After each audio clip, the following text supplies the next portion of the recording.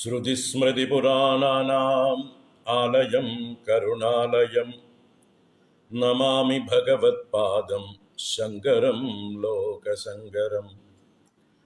ശങ്കരം ശങ്കരാചാര്യം കേശവം ബാദരായണം സൂത്രഭാഷ്യകൃതൗ വന്ദേ ഭഗവന്തൗ പുനഃ പുനഃ.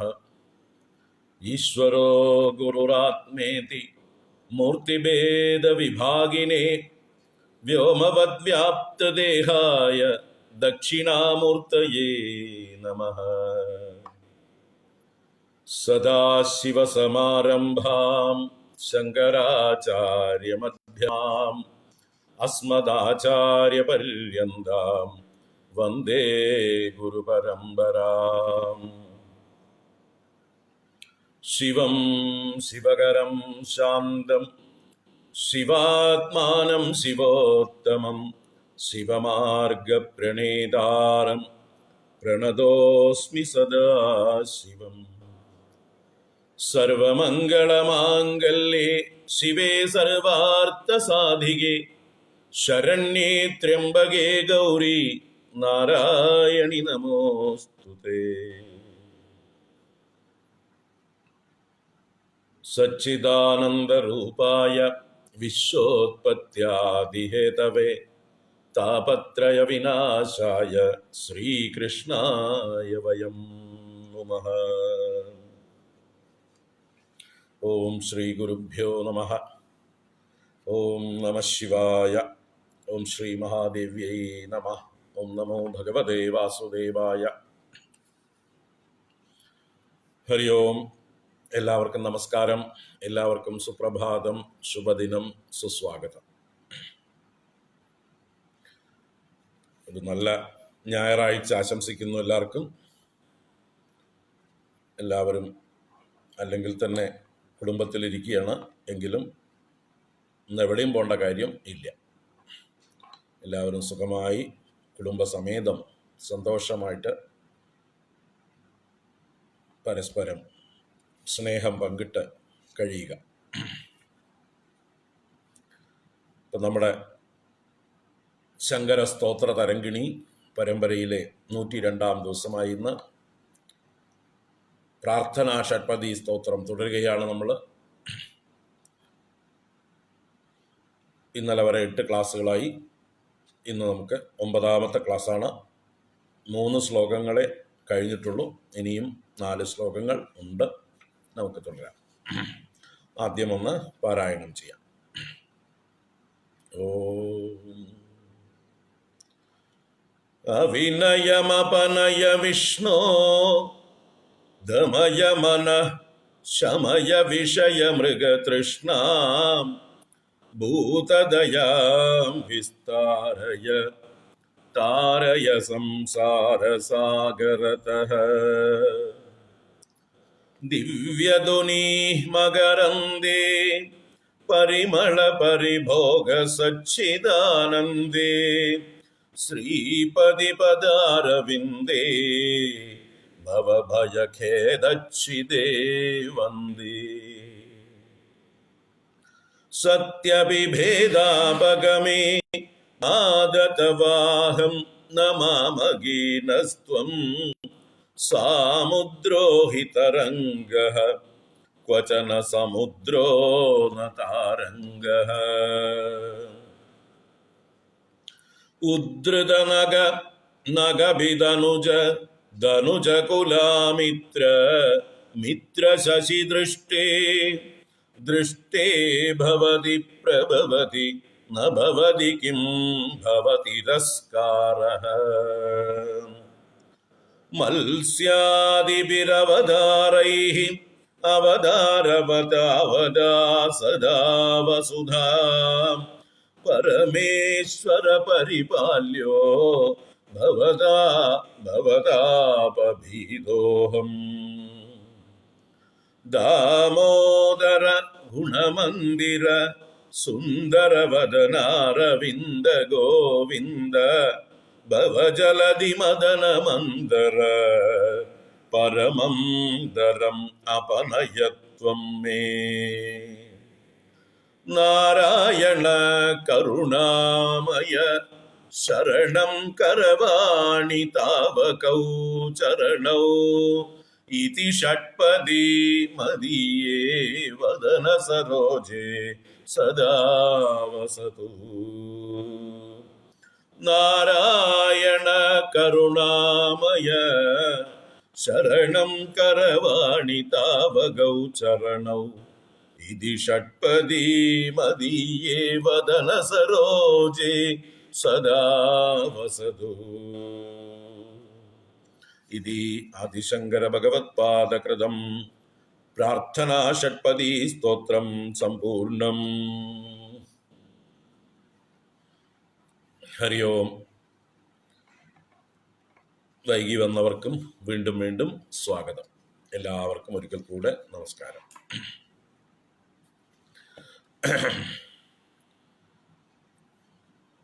പ്രാർത്ഥനാ ഷഡ്പദി എത്ര ഗംഭീരമാണെന്ന് നമ്മൾ ഈ കഴിഞ്ഞ 8 ദിവസം കൊണ്ട് 3 ശ്ലോകങ്ങൾ, ചെറിയ ശ്ലോകങ്ങളാണ് പറയാം, എന്നിട്ടും ആ 3 ശ്ലോകങ്ങൾ ഒരുവിധം ഗ്രഹിക്കാൻ ഈ പറഞ്ഞ 8 ദിവസങ്ങൾ എടുത്തു. ഇനിയും വേണമെങ്കിൽ അത് എത്ര വേണമെങ്കിൽ വിസ്തരിക്കാം. അങ്ങനെയുള്ള ഉപനിഷത്ത് സാരമായിട്ടുള്ള പ്രാർത്ഥനയാണ്. ഇനി നമുക്ക് എന്തായാലും അടുത്ത ശ്ലോകത്തിലേക്ക് പ്രവേശിക്കാം, അല്ലെങ്കിൽ നമ്മൾ നീങ്ങുകയിലുണ്ടാവില്ല. അപ്പം 4-ാമത്തെ ശ്ലോകത്തിലേക്ക് പ്രവേശിക്കാം. ഉദ്ധൃത നഗഭിധനുജ ധനുജ കുലാമിത്ര മിത്ര ശശി ദൃഷ്ടേ ദൃഷ്ടേ ഭവതി പ്രഭവതി ന ഭവതി കിം ഭവതിരസ്കാരഃ. ഭഗവാനെ, ശ്രേഷ്ഠങ്ങളായ ഭഗവാന്റെ പേരുകൾ പറഞ്ഞ് ഭഗവാൻ ചെയ്തതായിട്ടുള്ള അത്ഭുതങ്ങളായിട്ടുള്ള ലീലകളോട് ചേർത്തുള്ള പേരുകൾ, ആ വിശേഷണങ്ങളെ കൊണ്ട് ഭഗവാനെ സംബോധന ചെയ്തുകൊണ്ട്, അങ്ങനെയുള്ള അല്ലയോ ഭഗവാനെ, എല്ലാറ്റിനും പ്രഭുവായ ശക്തനായ അങ്ങയെ കണ്ടു കഴിഞ്ഞാൽ, അങ്ങ് ആരാണ് വാസ്തവത്തിൽ? എല്ലാവരെയും എല്ലാവരുടെ ദുഃഖങ്ങളിൽ നിന്നും മോചനം ചെയ്യുന്നവനാണ്. അപ്പം അങ്ങനെയുള്ള അങ്ങയെ കണ്ടു കഴിഞ്ഞാൽ എന്തിൻ്റെ ദുഃഖമാണ് ഇനി ബാക്കിയുണ്ടാവുക? സംസാരം തന്നെ അപ്രത്യക്ഷമാവും, യാതൊരു സംശയവുമില്ല എന്നുള്ള രീതിയിൽ അവതരിപ്പിക്കുകയാണ്. അതാണ് ഈ ശ്ലോകത്തിലെ ആശയം. അപ്പം ഭഗവാനെ കണ്ടു കഴിഞ്ഞാൽ പിന്നെ സംസാരത്തിന് നിൽക്കാൻ പറ്റില്ല. പ്രഭവതി ഭവതി ദൃഷ്ടേ ഭവതിരസ്കാരഃ കിം ന ഭവതി. ഇതാണ് അവസാനത്തെ ആ 2 വരികളെ അന്വയിച്ചാൽ കിട്ടുക. പ്രഭവതി ഭവതി ദൃഷ്ടേ. പ്രഭവതി എന്ന് പറഞ്ഞാൽ ഇവിടെ ഭവതി എന്ന് പറയുന്നുണ്ട്. അവിടെ ഭവതി എന്നുള്ളത് ഭവാൻ എന്നുള്ള ശബ്ദത്തിന്റെ സപ്തമി ഏകവചനമാണ്. ഭവതി എന്ന് പറഞ്ഞാൽ ഭവാനിൽ എന്നാണ്. അവിടെ സതി സപ്തമി എന്നൊരു പ്രയോഗം നമ്മൾ കഴിഞ്ഞ ശ്ലോകത്തിലും കണ്ടു. സത്യഭി ഭേദാപകമേ. അവിടെ സതി അഭി ഭേദാപകമേ, ഭേദാപകമേ സതി അഭി. ഭേദാപകമം വാസ്തവമാണെങ്കിലും ഉണ്ടെങ്കിലും ഭേദാഗമം ഇരിക്കേ, ഭേദമില്ലാതിരിക്കേ എന്നാണ് പറയുന്നത്. അപ്പോൾ ആ സതി സപ്തമി എന്നുള്ള പ്രയോഗമാണ് അവിടെ ചെയ്തത്. സതി സപ്തമി എന്ന് പറഞ്ഞാൽ അങ്ങനെ ഇരിക്കുന്ന കാലത്തിങ്കൽ എന്നൊക്കെ നമ്മൾ പറയുന്ന ആ ഭാഷയാണ്. അങ്ങനെ ഇരിക്കേ, at the same time, in the mean while എന്നൊക്കെ പറയുന്ന ആ അർത്ഥത്തിൽ പ്രയോഗിക്കുകയാണ് ഈ സതി സപ്തമി എന്നുള്ളത്. അപ്പം അതാണ് ഭവതി ദൃഷ്ടേ, ഭവാനെ കണ്ടിരിക്കേ. അവിടെ ദൃഷ്ടേ എന്നുള്ളതും ദൃഷ്ട എന്നുള്ള പുല്ലിംഗ ശബ്ദമാക്കിയിട്ട് അതിൻ്റെ സപ്തമിയായിട്ടാണ് ദൃഷ്ടേ എന്ന്. ഇപ്പൊ ഭവതി ദൃഷ്ടേ എന്ന് പറയുമ്പോൾ ഭവാൻ ദൃഷ്ടനായിരിക്കുമ്പോൾ, ദർശിക്കപ്പെട്ടിരിക്കുമ്പോൾ, when you are seen by somebody എന്നർത്ഥം. എങ്ങനെയുള്ള ഭവാൻ? അതാണ് പ്രഭവതി എന്നുള്ളത് അവിടെ ഭഗവാന്റെ വിശേഷണമാണ്. പ്രഭവതി ഭവതി ദൃഷ്ടേ സതി. പ്രഭവതി ഭവതി, അവിടെ പ്രഭവാൻ എന്നുള്ള ശബ്ദത്തിന്റെ സപ്തമിയാണ് പ്രഭവതി. പ്രഭവാൻ എന്ന് പറഞ്ഞാലോ എന്തിനും പ്രഭാവമുള്ളവൻ, എന്തിനും ശക്തനായിരിക്കുന്നവൻ, ഏത് പ്രശ്നങ്ങളെയും പരിഹരിക്കാൻ കഴിയുന്നവൻ, അങ്ങനെയുള്ള പ്രഭുവായിരിക്കുന്ന സർവശക്തനായിരിക്കുന്ന ഭഗവാനെ ദർശിച്ചിരിക്കെ ഭവതിരസ്കാര ഭവതി ന കിം. ഭവതിരസ്കാര, ഭവം എന്ന് പറഞ്ഞാൽ സംസാരമാകുന്ന ആ ദുഃഖങ്ങൾ, ആ സമുദ്രം തന്നെ വേണമെങ്കിൽ പറയാം, സംസാര സാഗരം. തിരസ്കാര ഭവതി ന കിം, തിരസ്കാരം ഭവിക്കുകയില്ലേ? അപ്പൊ സംസാരത്തിന്റെ തിരസ്കാരം ഭവിക്കുകയില്ലേ എന്നാണ് ചോദ്യം. അപ്പൊ തിരസ്കാരം എന്ന് പറഞ്ഞാല് മറഞ്ഞുപോക്ക്, തിരയിലേക്ക് മറഞ്ഞുപോക്കാണ് തിരസ്കാരം. തിര എന്ന് പറഞ്ഞാല് മറ, കർട്ടൻ എന്ന് നമ്മൾ പറയാറില്ലേ, അതിന് തിരശ്ശീല എന്ന് പറയില്ലേ. അപ്പൊ തിരശ്ശീലയുടെ പുറകിലേക്ക് പോക്കാണ് തിരസ്കാരം. തിരോഭാവം എന്നൊക്കെ നമ്മൾ പറയാറുണ്ട്. തിരോഭവിക്കുക എന്ന് പറഞ്ഞാൽ എന്താണ്? അദൃശ്യമാവുക എന്നാണ് അർത്ഥം. തിരശ്ശീലയുടെ പുറകിലേക്ക് പോകുക, അൺസീൻ ആവുക, അൺമാനിഫെസ്റ്റ് ആവുക എന്നൊക്കെ അർത്ഥമാണ് തിരോഭാവം, തിരസ്കാരം എന്നുള്ള വാക്കുകൾക്ക് അർത്ഥം. തിരക്ക് പുറകിലേക്ക് പോവുക എന്ന അക്ഷരാർത്ഥമാണെങ്കിലും കാണാതെ ആവുക എന്നർത്ഥം. അപ്പൊ സംസാര ദുഃഖങ്ങൾക്ക് തിരസ്കാര ഭവതി ന കിം, ഭവിക്കാതിരിക്കുമോ എന്നൊരു കൈമുതിക ന്യായേന ചോദിക്കണം. അപ്പൊ എന്താ കൈമുതിക ന്യായം ചോദിക്കാൻ കാരണം വെച്ചാൽ, മുമ്പിൽ പറഞ്ഞതായിട്ടുള്ള ഭഗവാന്റെ നാമങ്ങൾ തന്നെയാണ് അതിൻ്റെ സംബന്ധം. മുമ്പിൽ പറഞ്ഞ നാമങ്ങളുമായിട്ട് ബന്ധപ്പെടുത്തിയിട്ട് വേണം ഹൗ മൈറ്റി ഹി ഈസ്, എത്ര ശക്തനാണ് ഭഗവാൻ, എന്തെന്നൊക്കെ ആരെയൊക്കെ എങ്ങനെയൊക്കെ ഉദ്ധരിക്കാൻ കഴിയുന്ന ആളാണ് ഭഗവാൻ. അപ്പോൾ പിന്നെ നമ്മളെ ഓരോ വ്യക്തികളെ നിസ്സാരമായിട്ടുള്ള സംസാര സാഗരത്തിൽ നിന്ന് കരകയറ്റാൻ ഭഗവാന് വല്ല പ്രയാസോ എന്ന് പറയാൻ വേണ്ടി ഭഗവാന്റെ അതിവിശിഷ്ടങ്ങളായിട്ടുള്ള അത്ഭുത ലീലകളെ പ്രദർശിപ്പിച്ച ഭഗവാന്റെ നാമങ്ങളെ പറഞ്ഞു. അപ്പൊ ഏതൊക്കെയാ നാമങ്ങളെ നോക്കൂ. ഉദ്ധൃത നഗ, നഗബിധനുജ, ധനുജ കുലാമിത്ര, മിത്ര ശശിദൃഷ്ടേ. 4 സംബോധനയാണ് ചെയ്തത്. ഉദ്ധൃത നഗ, നഗബി ധനുജ, ധനുജ കുലാമിത്ര, മിത്ര ശശിദൃഷ്ടേ. 4 ഭഗവാന്റെ നാമങ്ങളെ സംബോധന ചെയ്തു. ആ 4 നാമങ്ങൾ ഒന്നൊന്നര നാമങ്ങളാണ്. ഒരു നാമത്തെ ഒരു നാമമായിട്ട് കണക്കാക്കാൻ പറ്റില്ല. അതിൻ്റെ ഉള്ളിൽ ഒരുപാട് സംഭവങ്ങളെ ആചാര്യ ഭഗവത്പാദരങ്ങൾ ഒതുക്കി, വലിയ വലിയ കഥകളെ ഒരു നാമത്തിൽ ഒതുക്കി കളഞ്ഞു. ഭഗവാന്റെ അത്ഭുത ലീലകളെ ഒരു നാമത്തിൽ ഒതുക്കി എന്ന് പറയാം. അപ്പോൾ അതിനേക്കാൾ ഇവിടുത്തെ ആ കാവ്യത്തിന്റെ ഭംഗി ഒന്ന് ആസ്വദിച്ചിട്ട് വേണം നമുക്ക് അതിൻ്റെ അതിലേക്ക്, അല്ലെങ്കിൽ ഞാൻ മറന്നുപോകും. ആ വാക്കുകളുടെ അർത്ഥത്തിലേക്ക്, അതിൻ്റെ കഥകളിലേക്ക് നമ്മൾ പോയി കഴിഞ്ഞാൽ ഈ കാവ്യത്തിന്റെ ഒരു മനോഹാരിത അത് നമ്മൾ മറന്നുപോകും. ഇവിടെ നോക്കൂ, ഉദ്ധൃത നഗ എന്ന് ഭഗവാനെ സംബോധന ചെയ്തിട്ട് അടുത്ത നാമം ആരംഭിക്കുന്നത് അവസാനത്തെ നഗ എന്നുള്ള ശബ്ദം കൊണ്ട് തന്നെയാണ്. നമ്മൾ എന്താ കുട്ടികൾ കളിക്കില്ലേ, ഈ എന്താ അതിന് പറയുക, സിനിമാ പാട്ടുകളും മറ്റൊക്കെ പാടിക്കൊണ്ട് കളിയുണ്ട്. നമ്മൾ പഴയ അക്ഷര ശ്ലോകം എന്ന് പറയുന്ന ആ പരിപാടി പോലെ ഈ പരിപാടിക്ക് പേര് പറയുക മുക്തപാദഗ്രസ്ത അലങ്കാരം എന്നാണ്. മുക്തപാദഗ്രസ്തം, കഴിഞ്ഞ വരിയുടെ അല്ലെങ്കിൽ കഴിഞ്ഞ വാക്കിന്റെ ഒരു പാദം പിടിച്ചുകൊണ്ട് അടുത്ത പാദം ആരംഭിക്കുക. ഒരു കാല് വിട്ടിട്ട് അടുത്ത കാലിലേക്ക് പിടിക്കുക, അല്ലേ? ഒരാളുടെ കാല് പിടിച്ചിട്ട് പിന്നെ അടുത്ത കാല് പിടിച്ചിട്ട് അടുത്തടുത്ത് അങ്ങനെ കടന്നു പോകുക. അപ്പൊ നോക്കൂ, അതിലും ഒരു സംസാര സാഗര തരണം പോലെ ഉണ്ട്. നമ്മളെ ഒരു പരസ്പര ബന്ധമില്ലാത്ത വാക്കുകളുടെ ഇടയിൽ ഒരു ശൂന്യതയിലേക്ക് തള്ളിവിടുന്നില്ല എന്നർത്ഥം. അന്താക്ഷരി അന്താക്ഷരി പറഞ്ഞ് കുട്ടികൾ കളിക്കുന്ന അവിടെ ഒരാൾ എഴുതി വിട്ടിട്ടുണ്ട്. ആ അന്താക്ഷരി കളി പോലെ ഇവിടെ എന്താ അതിന്റെ മനോഹാരിത എന്ന് പറഞ്ഞാല്, ഒരു നാമം കഴിഞ്ഞ് അടുത്ത നാമം ആരംഭിക്കുന്നത് ഈ നാമത്തിന്റെ അവസാനത്തെ 2 അക്ഷരം കൊണ്ടാണ്. അപ്പൊ അതിലൂടെ ഒരു ബ്രിഡ്ജിങ് നടത്തുകയാണ്.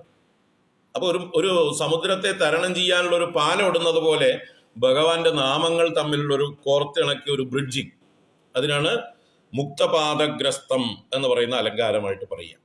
ഒരു വാക്കിന്റെ പാദത്തെ ഗ്രസിച്ചുകൊണ്ട് അടുത്ത പാദം ആരംഭിക്കുക, എന്നിട്ട് അതിന്റെ അവസാനത്തെ പാദത്തെ പിടിച്ചുകൊണ്ട് അടുത്ത പദം ആരംഭിക്കുക. നോക്കൂ, ഉദ്ധൃത നഗ, അപ്പൊ നഗ ശബ്ദം അവസാനം വന്നു. അത് കഴിഞ്ഞ് നഗബിധനുജ, എന്ന് വന്നു. അത് കഴിഞ്ഞാൽ ധനുജ എന്നുള്ള അക്ഷരം 3 അക്ഷരങ്ങൾ വരുന്നുണ്ട്. അപ്പൊ അതിനോട് ധനുജ കുലാമിത്ര എന്ന് 3ാമത്തെ പദം. അത് കഴിഞ്ഞാൽ മിത്ര എന്നാണല്ലോ അവസാനിച്ചത്. അപ്പൊ മിത്ര ശശി ദൃഷ്ടേ. 4 നാമങ്ങളെ പരസ്പരം ദൃഢമായിട്ട് കോർത്തിണക്കി സിമന്റ് ഇട്ടിട്ട് നല്ലൊരു സേതു ബന്ധനം ചെയ്തു, ഒരു പാലം പണിതു. ഈ നാമങ്ങളെ വിളിച്ചാൽ തന്നെ നമുക്ക് അക്കരയ്ക്ക് കടക്കാം, ഏതിന്റെ? സംസാര സാഗരത്തിന്റെ. ഇതുപോലെ ഭാവന ആർക്ക് വരും?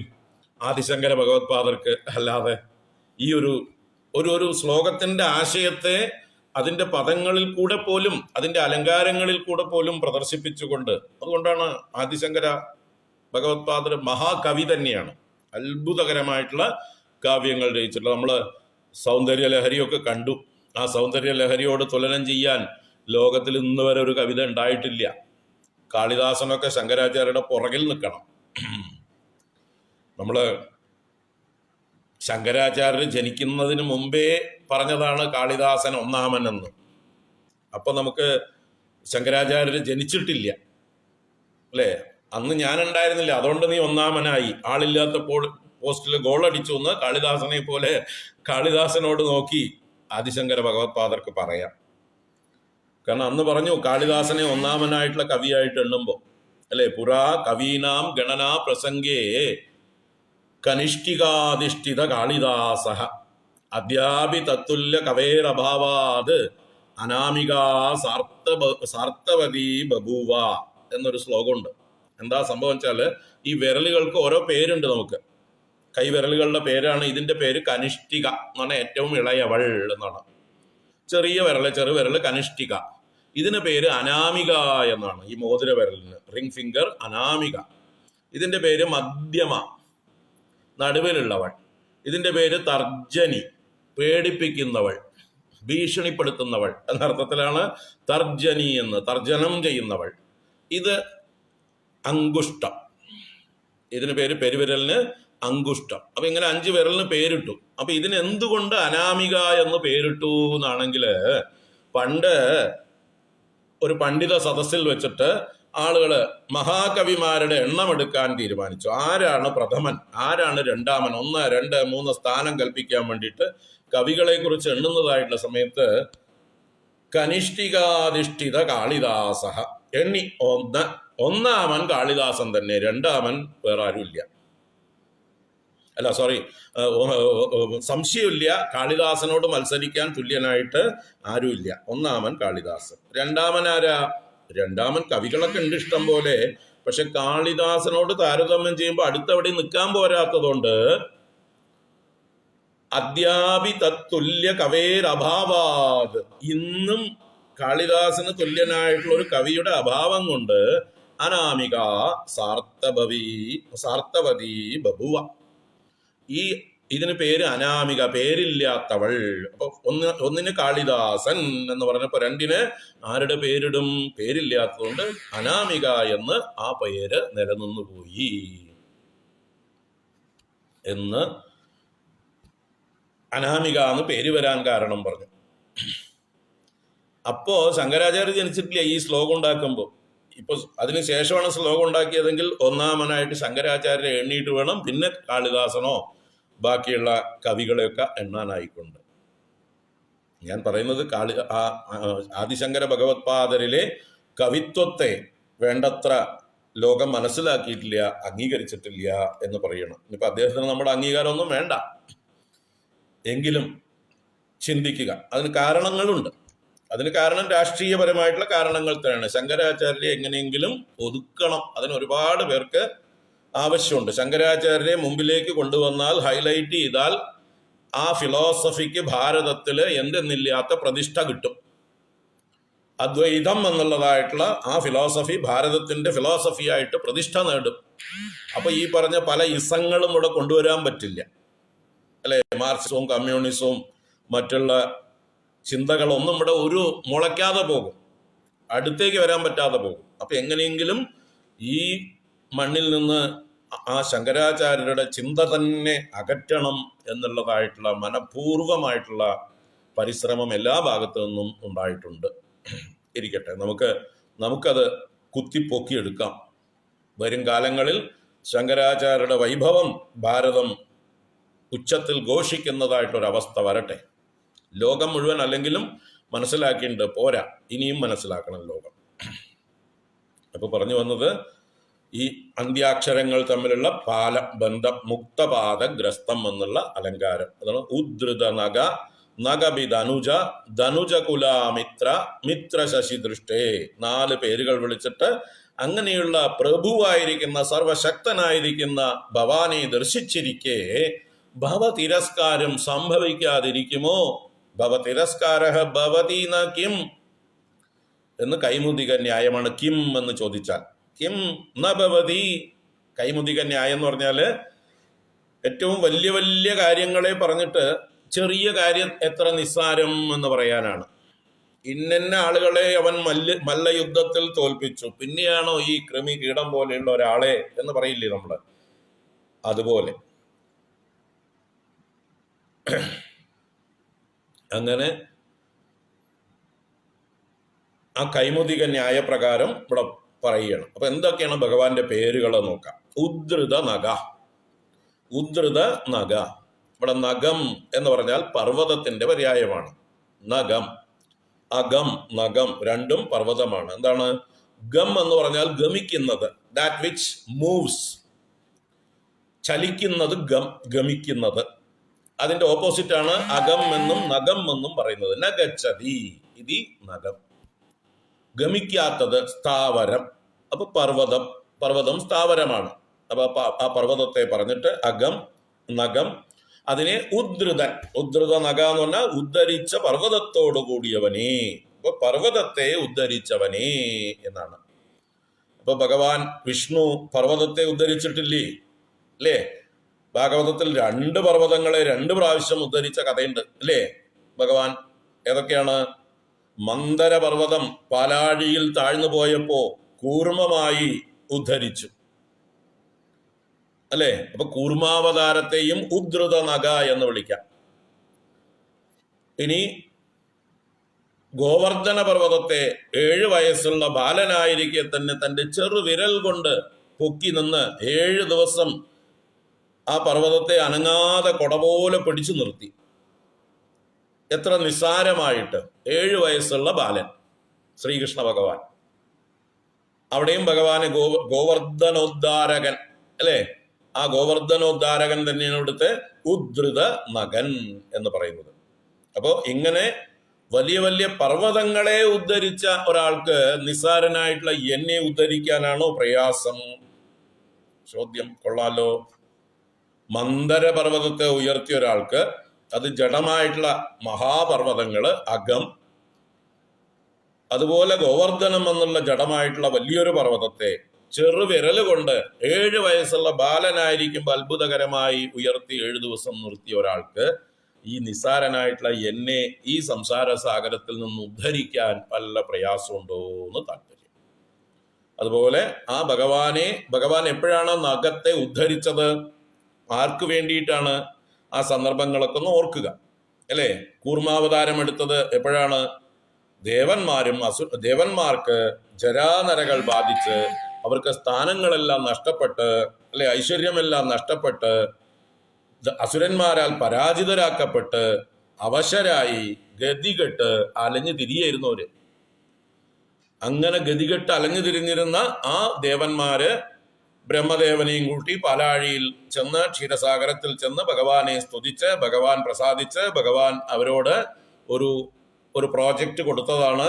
നിങ്ങൾ ഒരു പണി ചെയ്യൂ, പാലാഴി മഥനം ചെയ്യൂ, മന്ദരപർവ്വതത്തെ കടകോലാക്കി വാസുകിയെ കയറാക്കി അസുരന്മാരെയും കൂടി കൂട്ടിക്കോളൂ. നിങ്ങൾ ഒറ്റയ്ക്ക് കൂട്ടിയാൽ കഴിയില്ല, അതുകൊണ്ട് അവരെയും കൂടി കൂട്ടിയിട്ട് ആ പാലാഴി മഥനം ചെയ്താൽ അതിൽ നിന്ന് അമൃതം പൊങ്ങി വരും. മറ്റ് നിങ്ങളുടെ നഷ്ടപ്പെട്ട സർവ്വ സൗഭാഗ്യങ്ങളും അതിൽ നിന്ന് പൊങ്ങി വരും. അതോടൊപ്പം തന്നെ അമൃതവും പൊങ്ങി വരും. ആ അമൃതം പൊങ്ങി വരുന്നത് വരെ നിങ്ങൾ ക്ഷമിക്കണം. അതിൻ്റെ ഇടയ്ക്ക് എന്തൊക്കെ വന്നാലും അതിന് ശണ്ട കൂടിയിട്ട് പ്രോജക്റ്റ് നശിപ്പിച്ച് കളയരുത് അല്ലേ? ആ ലക്ഷ്യം മറക്കരുത് എന്നർത്ഥം. ലക്ഷ്യം അമൃതമാണ്. അതിൻ്റെ ഇടയ്ക്ക് കാമധേനു വരും, കൽപ്പവൃക്ഷം വരും, കൗസ്തുഭം വരും, ലക്ഷ്മി ദേവി വരും, മദിര എന്ന മദ്യം വരും, ഐരാവതം വരും, ഉച്ചൈസ്രവസ് എന്ന കുതിര വരും, ചന്ദ്രൻ വരും. ഇങ്ങനെ പലതും നഷ്ടപ്പെട്ട പല രത്നങ്ങളും അതിൽ നിന്ന് പൊങ്ങി പൊങ്ങി പൊങ്ങി വരും. പക്ഷേ നമ്മുടെ ലക്ഷ്യം എന്താണ്? അമൃതമാണ്. ആ അമൃതം വരുന്നത് വരെ നിങ്ങൾ അസുരന്മാരുമായിട്ട് എന്തെങ്കിലും തരത്തിലുള്ള ശണ്ട കൂടി മത്സരിച്ച് പിന്നെ ആ പരിപാടി ഉപേക്ഷിച്ചിട്ട് പോകാൻ ഇടയുണ്ടാവരുത്. അപ്പോൾ ആദ്യം വരുന്ന നിസ്സാര വസ്തുക്കൾക്ക് വേണ്ടി ശണ്ട കൂടിയിട്ട് അവസാനം കിട്ടാവുന്ന അമൃതം എന്ന നിങ്ങളുടെ ജീവിതത്തിലെ ഏറ്റവും വലിയ ധന്യമാക്കുന്ന, നിങ്ങളെ അമരന്മാരാക്കുന്ന, നിങ്ങളുടെ ഇപ്പോഴുള്ള ജരാനരകളിൽ നിന്ന് നിങ്ങളെ രക്ഷിക്കുന്ന ആ അമൃതം ലഭിക്കുന്നത് വരെ നിങ്ങൾ ആ പദ്ധതി തുടരണം എന്ന് ഭഗവാൻ പറഞ്ഞു. അപ്പൊ ഇതൊക്കെ പൊങ്ങി വരുമ്പോ ഇതിൻ്റെ ഇടയിൽ കാമധേനോ കൽപ്പവൃക്ഷമോ ഐരാവതമോ ഉച്ചൈസ്രവസ്സോ മദ്യമോ ഒക്കെ പൊങ്ങി വന്നാൽ അതിന്റെ പുറകെ പോകരുത്. അസുരന്മാർ അതിന്റെ പുറകെ പോയാൽ നിങ്ങൾ അവരോട് മത്സരിക്കരുത്, അവർക്ക് വിട്ടുകൊടുത്തേക്കൂ. കാരണം അതൊക്കെ അവർ തൽക്കാലം എടുത്തോട്ടെ. നമുക്കെന്താ ലക്ഷ്യം? നമുക്ക് അമൃതം. അമൃതം കിട്ടിക്കഴിഞ്ഞാലോ ഈ പറഞ്ഞ ആദ്യം വന്നതിനെയൊക്കെ നമുക്ക് പിന്നാലെ പിടിച്ചെടുക്കാം. അസുരന്മാരെ തോൽപ്പിച്ചിട്ട് അവരുടെ കസ്റ്റഡിയിലുള്ള കാമധേനോ ഉച്ചൈസ്രവസ്സോ ഐരാവതോ എന്ത് വേണമെങ്കിലും ഇങ്ങോട്ട് തിരിച്ചെടുക്കാം, വീണ്ടെടുക്കാം. പക്ഷേ ഈ ഒരു ചെറിയ കാര്യത്തിന് വേണ്ടി ശണ്ട കൂടിയിട്ട് ഈ അമൃതം എന്നുള്ള ആ പദ്ധതിയിൽ നിന്ന് പിന്തിരിയാൻ പാടില്ല എന്ന് ഭഗവാൻ നിർദ്ദേശിച്ചു, അല്ലേ? എന്നിട്ടോ ഈ പാലാഴി മദനം ചെയ്ത കഥ നിങ്ങൾ ഭാഗവതത്തിൽ ഒന്ന് അക്ഷരം പ്രതി നോക്കിയാൽ ഇത് ചെയ്തത് മുഴുവൻ ഭഗവാനാ. എവിടെ നോക്കിയാലും ഭഗവാന്റെ കളിയാ. അപ്പൊ അത് ആരംഭത്തിൽ തന്നെ വ്യാസൻ പറയുന്നുണ്ട്, ശുഖബ്രഹ്മർഷി പറയുന്നുണ്ട്, ഭഗവാൻ സങ്കല്പം കൊണ്ട് തന്നെ ദേവന്മാരുടെ ഈ പറഞ്ഞ ജരാനരകളെ മാറ്റിക്കൊടുക്കാൻ കഴിയുമെങ്കിലും ഒരു സങ്കല്പം മതി ഭഗവാന് ദേവന്മാരുടെ ജരാനരകളെ മാറ്റാനായിക്കൊണ്ട്. പക്ഷെ അദ്ദേഹം എന്ത് ചെയ്തു? വിഹർത്തു കാമഹ എന്നൊരു പ്രയോഗമുണ്ട് അവിടെ. വിഹരിക്കുവാൻ ആഗ്രഹിച്ചുകൊണ്ട് ഒരു കളിക്കാൻ തീരുമാനിച്ചിട്ട് ഭഗവാൻ ഒന്ന് കളിക്കാൻ തീരുമാനിച്ചു. എന്നിട്ടാണ് ഭഗവാൻ സമുദ്രമദനാദീനി ഇവർക്ക് നിർദ്ദേശം കൊടുത്ത് സമുദ്രമദനാദികൾക്കായിക്കൊണ്ടുള്ള നിർദ്ദേശത്തെ ദേവന്മാർക്ക് കൊടുക്കണം. അപ്പൊ ഭഗവാൻ ഒരു കളി കളിക്കാൻ തീരുമാനിച്ചിട്ടാ. കാരണം ഭഗവാൻ അന്ന് വെറും സങ്കല്പം കൊണ്ട് ദേവന്മാർക്ക് അമൃതം കൊടുത്തിരുന്നെങ്കിൽ, അല്ലെങ്കിൽ അവർക്ക് ജരാനരകൾ മാറ്റിക്കൊടുത്തിരുന്നെങ്കിൽ ഭാഗവതത്തിൽ കഥയുണ്ടാവില്ല. നമുക്ക് ഇപ്പൊ പറഞ്ഞിരിക്കാൻ കഥകളില്ലാതാവും. അപ്പൊ ഭഗവാൻ തീരുമാനിച്ചു, വരും കാലങ്ങളിലൊക്കെ എൻ്റെ ഈ ലീലകൾ ആളുകൾ പാടി ആളുകൾ എൻ്റെ മഹത്വം തിരിച്ചറിഞ്ഞ് എന്നിലേക്ക് വരട്ടെ എന്നുള്ള സങ്കല്പത്തോടു കൂടിയാണ് ഭഗവാന്റെ ലീലകൾ പലതും. അതോടൊപ്പം തന്നെ ഭഗവാന്റെ മഹിമ നല്ലതുപോലെ പ്രകാശിപ്പിക്കുവാനുള്ള ഒരു അവസരം ഭഗവാൻ മനഃപൂർവ്വം ഉണ്ടാക്കുകയാണ്. കാരണം ആ ഭഗവാനിലേക്ക് വരണം, എല്ലാവരും ആ സത്യത്തിലേക്ക് വരണം. സത്യം പരം ധീമഹി, അല്ലെ? ഭാഗവതം അതാണ് പ്രതിജ്ഞ ചെയ്യുന്നത്, സത്യം പരം ധീമഹി. ആ പരമസത്യത്തിലേക്ക് എല്ലാവരെയും അടുപ്പിക്കുവാനുള്ള ലീലകളാണ് ഭഗവാന്റെ അവതാര ലീലകൾ. അപ്പൊ അങ്ങനെ തീരുമാനിച്ചിട്ടാണ് ദേവന്മാരെയും അസുരന്മാരെയും കൊണ്ട് ഈ പാലാഴി മദനം ചെയ്യാൻ പറഞ്ഞത്. അപ്പോഴാണ് ദേവന്മാർ അസുരന്മാരും വളരെ ആവേശത്തോട് ദേവന്മാർ ചെന്ന് അസുരന്മാരോട് കോംപ്രമൈസ് ചെയ്തു. ഇങ്ങനെ ഭഗവാൻ വിഷ്ണുവിന്റെ നിർദ്ദേശമാണ് അമൃതമദനം ചെയ്യാൻ. അതിന് നമുക്ക് മന്ദരപർവ്വതത്തെ കൊണ്ടുവന്ന് പാലാഴിയിൽ നിക്ഷേപിച്ചിട്ട് വാസുകിയെ കൊണ്ട് കയറാക്കിയിട്ട് ഔഷധങ്ങളൊക്കെ കൊണ്ടുവന്നിട്ട് സസ്യങ്ങളൊക്കെ കൊണ്ടുവന്ന് ഈ പാലാഴിയിൽ ഇട്ടിട്ട് നമ്മളോട് മദനം ചെയ്യാൻ പറഞ്ഞിട്ടുണ്ട് എന്ന് മഹാബലിയുടെ നേതൃത്വത്തിൽ ഉണ്ടായിരുന്ന അസുര വംശത്തോട് ചെന്ന് ഇന്ദ്രൻ തന്നെ ചെന്ന് സന്ധി ചെയ്തു. അങ്ങനെ അപ്പൊ മഹാബലിയോട് പറഞ്ഞു, കിട്ടിയാൽ പാതി നിങ്ങൾക്കും തരാം. അപ്പൊ അസുരന്മാർക്ക് സന്തോഷമായി. കാരണം കിട്ടിയാൽ പാതിയൊന്നുമല്ല, മുഴുവൻ ഞങ്ങൾ അടിച്ചെടുത്തോളാം എന്നുള്ള ഉള്ളിൽ ഉദ്ദേശത്തോടു കൂടെ പുറത്ത് പറയാതെ ശരി എന്നാ ഞങ്ങൾക്കും സമ്മതം പറഞ്ഞ് രണ്ടുപേരും കൂടിയിട്ട് മന്ദരപർവ്വതത്തെ പൊക്കിയെടുത്തോണ്ട് വരുന്നുണ്ട് ആവേശത്തോടു കൂടി. പക്ഷെ കുറച്ച് ദൂരം വരുമ്പോഴേക്കും ആ മന്ദരപർവ്വതം ബുധും താഴെ വീണു. അപ്പൊ ആരാ കൊണ്ടുവന്നത്? പിന്നെ കുറെ അസുരന്മാരെ മന്ദരപർവ്വതത്തിന്റെ അടിയിൽപ്പെട്ട് ചതഞ്ഞ് ചത്തു. ദേവന്മാർക്കും കുറെ പരിക്ക് പറ്റി. ഭഗവാൻ ഗരുഡവാഹനനായി വന്നു. ദേവന്മാരുടെ പ്രാർത്ഥന കേട്ട് ഗരുഡവാഹനായി വന്ന് ഭഗവാൻ ഒരു എലന്തപ്പഴം പെറുക്കിയെടുത്ത് ഗരുഡന്റെ പുറത്ത് വെക്കും പോലെ ഗരുഡന്റെ ചിറകിലേക്ക് വെച്ചു കൊടുത്തു. എന്നിട്ട് ദേവന്മാരുടെ നേരെ തന്റെ അമൃതവർഷമാകുന്ന കണ്ണുകൊണ്ട് കടാക്ഷിച്ചു. ദേവന്മാർ എഴുന്നേറ്റു. അസുരന്മാരെ ഭഗവാൻ തിരിഞ്ഞു നോക്കിയില്ല. അവരവിടെ കിടക്കട്ടെ, അവരെ കൊണ്ട് അല്ലെങ്കിൽ തന്നെ പൊറുതി മുട്ടിയിട്ട് വയ്യ എന്ന് വിചാരിച്ച് അസുരന്മാരെ തിരിഞ്ഞു നോക്കിയില്ല ഭഗവാൻ. അങ്ങനെ ഭഗവാൻ തന്നെ ഈ മന്ദരപർവ്വതത്തെ കൊണ്ടുവന്ന് പാലാഴിയിൽ നിക്ഷേപിച്ചു കൊടുത്തു. ദേവന്മാർ വാസുകിയും കൂട്ടിയിട്ട് വന്ന് കയറായിട്ട് ബന്ധിക്കാൻ ആരംഭിച്ചു. അപ്പോഴും ഭഗവാൻ തന്നെയാണ് ആദ്യം കയറി പിടിച്ചത്. എവിടെ? പാമ്പിന്റെ തലയിൽ. അപ്പൊ ദേവന്മാരും പിന്നാലെ ചെന്ന് പിടിച്ചു. അപ്പൊ അസുരന്മാർ പറഞ്ഞു, ഞങ്ങൾ പാമ്പിന്റെ തലയിലേ പിടിക്കുള്ളൂ, വാല് ഞങ്ങൾ പിടിക്കില്ല, ഞങ്ങൾ കശ്യപന്റെ മക്കളാണ്, കേമന്മാരാണ്, പുച്ഛമായിട്ടുള്ള അഹേഹേ അമംഗളം പുച്ഛം, പാമ്പിന്റെ മംഗളമില്ലാത്ത വാല്, വൃത്തികെട്ട വാല് ഞങ്ങൾ പിടിക്കില്ല, ഞങ്ങൾ പിടിക്കുകയാണെങ്കിൽ തലയെ പിടിക്കുള്ളൂ എന്ന് അവർ വാശി പിടിച്ചു. ഭഗവാനും അത് തന്നെ ഉദ്ദേശിച്ചത്, ഇവരെങ്ങനെ തല പിടിപ്പിക്കാൻ പറ്റുള്ളൂ എന്നുള്ളത് കൊണ്ടാണ് ഭഗവാൻ ആ ലീല ചെയ്തത്. അങ്ങനെ അസുരന്മാർ തല പിടിച്ചു, ദേവന്മാർ വാല് പിടിച്ചു, പാലാഴി മഥനം ആരംഭിച്ചു. ആവേശത്തോടുകൂടി മഥനം ചെയ്തപ്പോ ബുദ്ധിം വീണ്ടും പാലാഴിയിലേക്ക് താണുപോയി ഈ മന്ദരപർവ്വതം. നിരാശരായി വിഷണ്ണരായി എല്ലാം നഷ്ടപ്പെട്ട ആളുകളായിട്ട് ദേവന്മാരും അസുരന്മാരും നോക്കി നിൽക്കെ ഭഗവാൻ എന്ത് ചെയ്തു? അതിഗംഭീരമായിട്ടൊരു ആമയായിട്ട് അടിയിലേക്ക് ചെന്നു. 1,00,000 യോജന വിസ്താരമുള്ളതായിട്ടുള്ള പുറന്തോടോടുകൂടിയ ആമയായിട്ട് ചെന്ന് ആ നഖത്തെ ഉദ്ധരിച്ചു. ആ പർവ്വതത്തെ ഭഗവാൻ ഉദ്ധരിച്ചു. അതിനുശേഷവും നടന്ന ലീലകളൊക്കെ ഭഗവാൻ തന്നെ ചെയ്തതാണ്. ഇപ്പോൾ അത് മുഴുവൻ പറയണമെങ്കിൽ നമുക്ക് കുറെ ദിവസങ്ങൾ തന്നെ വേണ്ടി വരും. അപ്പോൾ ഇങ്ങനെ ആ ദേവന്മാരും അസുരന്മാരും ഒക്കെ കഷ്ടത്തെ പ്രാപിച്ചപ്പോൾ ഭഗവാൻ ആ പർവ്വതത്തെ ഉദ്ധരിച്ച് കൂർമാവതാരമെടുത്ത് തൻ്റെ അപ്രമേയത്വത്തെ കാണിച്ചു കൊടുത്ത ഒരു അവതാരമാണ് ആ അവതാരം. തൻ്റെ സർവവ്യാപകത്വത്തെയും സർവശക്തിത്വത്തെയും അപ്രമേയത്വം എന്ന് പറഞ്ഞാൽ അളവില്ലാത്ത വലുപ്പം. അതിനൊരു മനോഹരമായിട്ടുള്ളൊരു വർണ്ണനയുണ്ട് ഭാഗവതത്തിൽ. എന്താണ്? പിന്നീട് ദേവന്മാരും അസുരന്മാരും കൂടി ശക്തമായിട്ട് അവരുടെയൊക്കെ ഉള്ളിൽ ഭഗവാൻ ശക്തിയായിട്ട് പ്രവേശിച്ചു എന്നും പറയുന്നുണ്ട് തൊട്ടു മുമ്പ്. അങ്ങനെ സത്വഗുണമായിട്ട് ദേവന്മാരിൽ ഭഗവാൻ വ്യാപിച്ചു, രജോ ഗുണമായി മത്സരബുദ്ധിയായി അസുരന്മാരുടെ ഉള്ളിലും വ്യാപിച്ചു, വാസുകിയിൽ തമോ ഗുണമായി വ്യാപിച്ച് വാസുകിക്ക് വേദനയില്ലാതെ ആലസ്യത്തിലേക്ക് വാസുകിയെ ഇട്ടു. അങ്ങനെ 3 രീതിയിലും 3 പേരുടെ ഉള്ളിലേക്ക് ഭഗവാൻ പ്രവേശിച്ച് ഭഗവാൻ തന്നെ മറ്റൊരു വലിയ പർവ്വതത്തിന്റെ രൂപമെടുത്ത് അഞ്ജന പർവ്വതം പോലെ അപ്പുറത്ത് നിന്ന് അനേക കൈകളെ കൊണ്ട് ഭഗവാൻ തന്നെ ഈ സർപ്പത്തെ അങ്ങോട്ടും ഇങ്ങോട്ടും വലിച്ചു. അതിമനോഹരമായിട്ടുള്ള ചിത്രം വരച്ച് കാണിച്ചിട്ട് പറയുന്നു, ഇങ്ങനെ ഇത്രയും ശക്തമായിട്ട് ഈ മന്ദരപർവ്വതത്തെ അവിടെ മഥനം ചെയ്യുമ്പോ താഴെ ഒരാൾ നല്ല സുഖിച്ച് കിടക്കുക, നല്ല മസാജ് മുതുകത്ത്. അതിനെക്കുറിച്ച് ഭാഗവതത്തിൽ പറഞ്ഞ ശ്ലോകം തന്നെ മേനേ അംഗകണ്ടൂയനം അപ്രമേയ എന്നാണ്. അപ്രമേയനായ ഭഗവാൻ, അനന്തനായ അളവില്ലാത്തവനായിട്ടുള്ള ഭഗവാൻ തൻ്റെ മുതുകത്ത് ഇത്രയും വലിയ പർവ്വതം ഈ ദേവന്മാരും അസുരന്മാരും വിഷ്ണു ഭഗവാനും ഒക്കെ കൂടി ഇങ്ങനെ കഷ്ടപ്പെട്ട് വലിച്ചിതാക്കുമ്പോൾ, വളരെ വേഗത്തിൽ കടയുമ്പോൾ അതിൻ്റെ ഒരു ചലനം അംഗകണ്ടൂയനം മേനേ എന്ന് പറഞ്ഞാൽ ശരീരം ചൊറിഞ്ഞു കൊടുക്കുന്ന ഒരു സുഖമായിട്ട് കിടന്നു എന്നാണ്. കണ്ടൂയനം ചെയ്യാന്ന് പറഞ്ഞാൽ ചൊറിയ. അപ്പൊ നമ്മൾ ഉച്ചമയക്കത്തിലൊക്കെ ഇങ്ങനെ കിടക്കുമ്പോൾ ആരെങ്കിലും മുതുകത്തൊക്കെ ഇങ്ങനെ ചൊറിഞ്ഞു തന്നാൽ, തലയൊക്കെ ചൊറിഞ്ഞു തന്നാൽ നല്ല സുഖമാണ്, നമ്മൾ ഇങ്ങനെ മയങ്ങിപ്പോവും.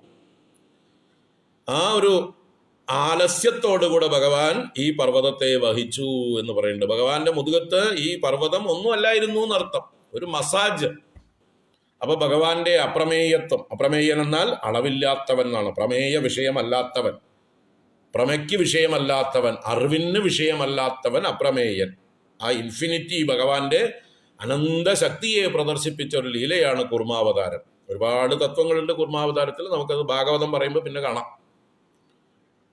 അപ്പൊ അങ്ങനെ ഈ നഖത്തെ ഉദ്ധരിച്ച, ലീലയായിട്ട് ഉദ്ധരിച്ച ആ അപ്രമേയനായിട്ടുള്ള ഭഗവാന് നമ്മളെ ഉദ്ധരിക്കാൻ, ഈ സംസാര സാഗരത്തിൽ നിന്ന് ഉദ്ധരിക്കാൻ വല്ല പ്രയാസമോ?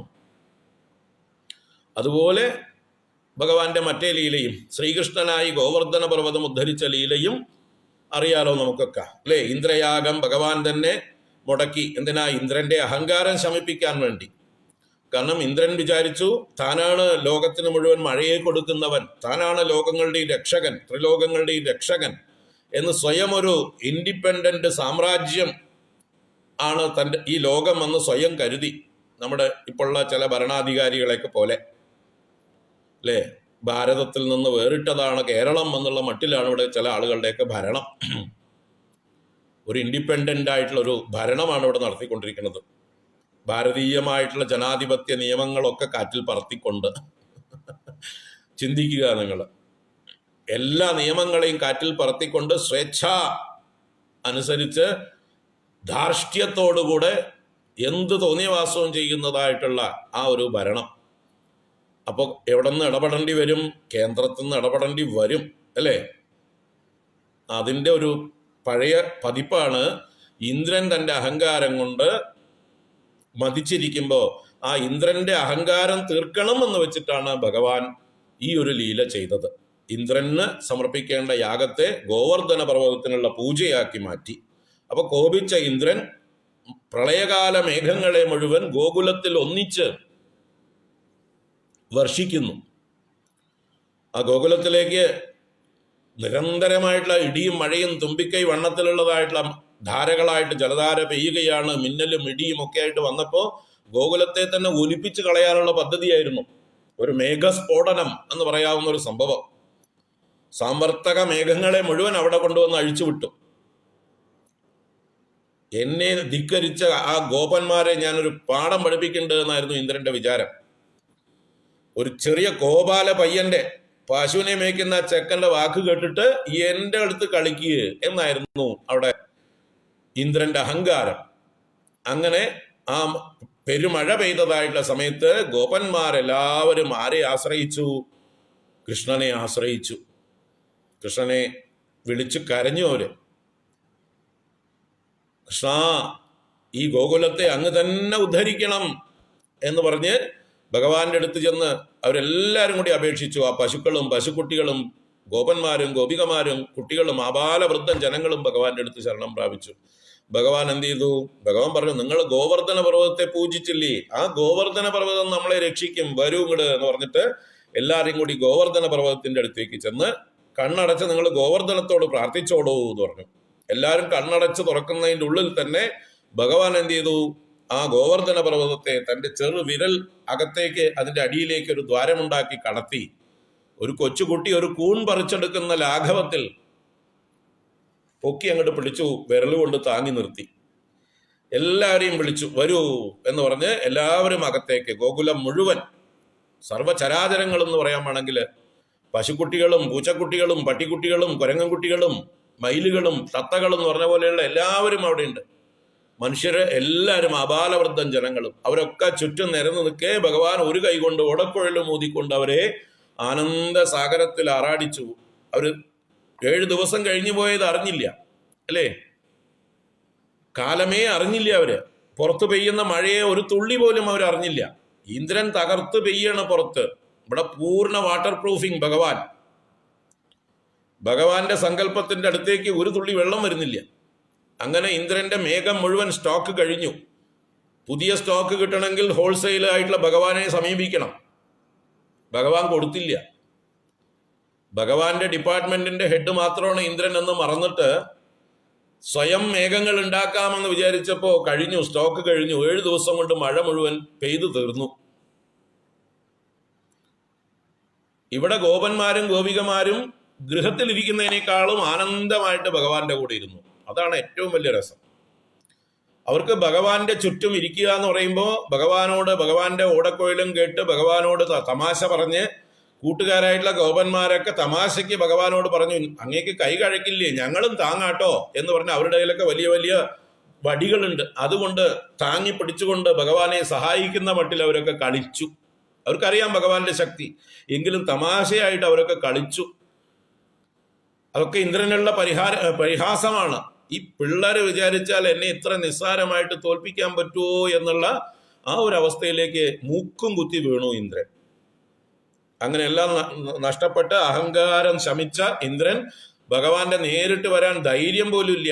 എന്നിട്ടാണ് ഗോമാതാവായിട്ടുള്ള സുരഭിയെ കവചമാക്കി മുന്നിൽ കൊണ്ടുവന്ന് റെക്കമെൻഡേഷനോട് കൂടിയിട്ടാണ് വന്നത്. അപരാധ ക്ഷമാപണം ചെയ്ത് ഭഗവാന്റെ മുമ്പിൽ നമസ്കരിച്ച് ആ സ്വർഗഗംഗയെ ഐരാവതത്തിന്റെ തുമ്പിക്കൈയിൽ കുടത്തിൽ കൊണ്ടുവന്ന് സ്വർണ്ണ കലശത്തിൽ കൊണ്ടുവന്ന് ഭഗവാൻ അഭിഷേകം ചെയ്തു.